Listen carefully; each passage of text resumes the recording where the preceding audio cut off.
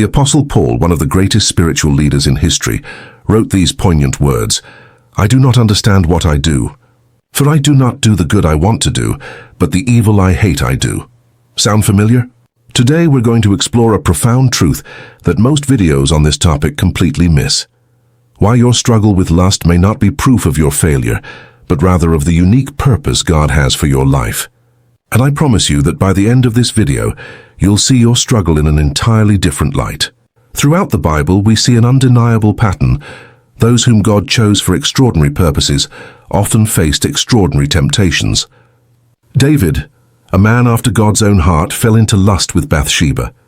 Joseph, destined to save nations, was tempted by Potiphar's wife.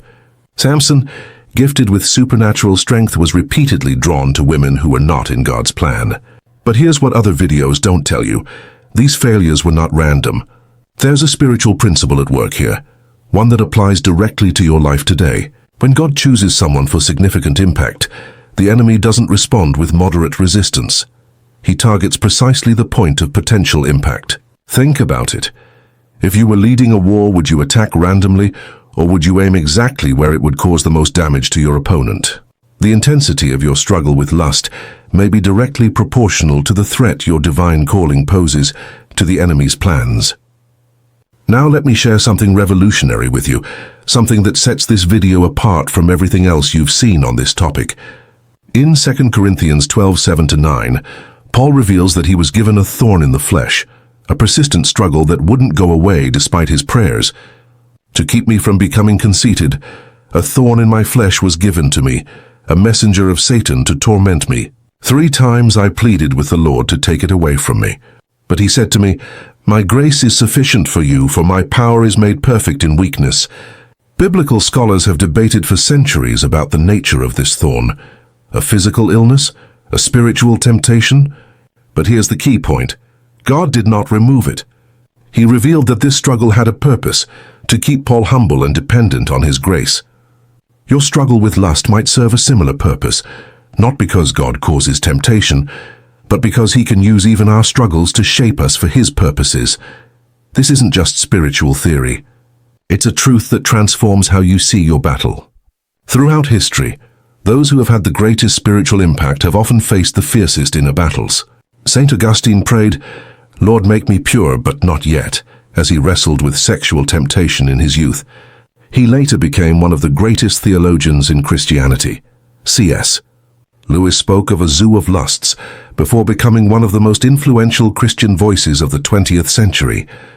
Even Mother Teresa admitted to going through periods of intense spiritual darkness and doubt while serving the poorest of the poor. What sets these spiritual giants apart is not the absence of struggle, but how they responded to it. And this is where we get practical, because understanding that you may be chosen is just the beginning. What matters is your response to that calling.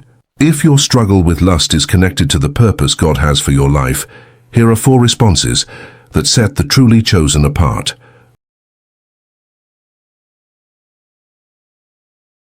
1.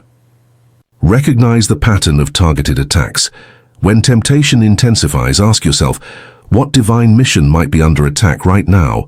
Your potential as a leader, your future marriage, your ministry to others. James 1:2-4 tells us to consider it pure joy when we face trials, not because they're pleasant, but because they produce perseverance leading to spiritual maturity.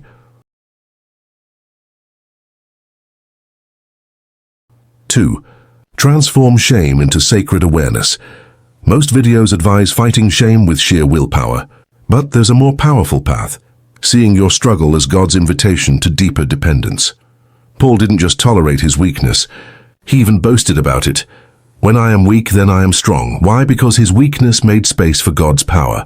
The awareness of your struggle can become the very force that keeps you close to God, generating a humility that God can powerfully use.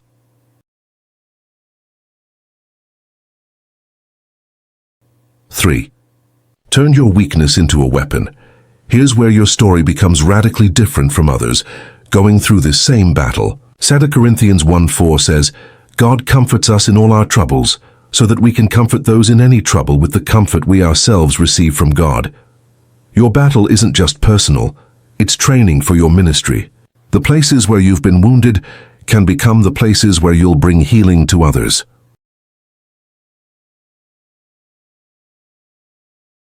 4. Embrace a discipline fueled by grace. Many spiritual teachings fail here. They either stress grace without discipline or discipline without grace. But 1 Corinthians 15:10 shows the harmony of both. By the grace of God I am what I am, and His grace to me was not without effect. No, I worked harder than all of them, yet not I, but the grace of God that was with me. This means you're not fighting by sheer willpower alone, but through grace-fueled practices, accountability, meditating on Scripture, serving, strategic boundaries. When you're struggling but you keep returning to God's presence, you're not failing. You're demonstrating the persevering faith of someone truly chosen by God. Now here's the perspective shift that changes everything. Most Christians see lust as proof they're drifting away from God. But what if your heightened awareness of this struggle was actually proof that you're drawing closer to Him? Romans 8:28-29 promises that in all things God works for the good of those who love Him, who have been called according to His purpose, with the ultimate goal of being conformed to the image of Christ. Your struggle with lust isn't destroying God's plan for your life. It might actually be at the heart of how He's preparing you for it. When David fell with Bathsheba, God didn't reject him. That fall became the backdrop for Psalm 51, one of the most powerful prayers of repentance ever written, which has comforted millions throughout the centuries. This doesn't mean we embrace sin. It means we embrace God's redemptive power, which is greater than our failures. The real question isn't whether you will struggle, but whether you'll let that struggle lead you to deeper dependence on divine grace. So if you're watching this video and you're wrestling with lust, hear this clearly. Your struggle does not disqualify you from God's plan. It might just be the proof that you're being prepared for it. The enemy doesn't waste his ammunition on those who pose no threat. Your calling is not realized despite your struggles, but through them. Now here's something no other video on this topic has likely asked you to do. Instead of praying only to be freed from lust, pray this week, Lord, show me the purpose behind this struggle. Reveal how you want to use this part of my story for your glory. Write down what God reveals to you, and share in the comments a truth you've discovered by seeing your struggle from this new angle. It might be exactly what someone else needs to hear today. And if this perspective has renewed your hope, subscribe and turn on notifications. Because every week, we bring biblical truth to life's deepest struggles. Remember, where you see weakness, God sees potential. Where you see failure, God sees faithfulness to return to Him. And where you see a struggle, God might see someone chosen for an extraordinary purpose.